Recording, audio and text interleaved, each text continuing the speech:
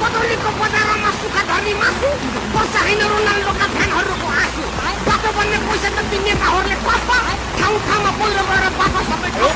टाउको किन दुख्छ भन्छ विदेशीको ऋणले बाटोमा धान रोप्न मिल्ने बना इन्द्र उता नेता मिलेर कुची खोजकाज गर्ने यता गाडी चुक्लिएर यात्रुहरू मर्ने डुबेका जनतालाई खैकसले हो झिक्ने हाम्रो नेता भारतको मुर्रासँग बिग्ने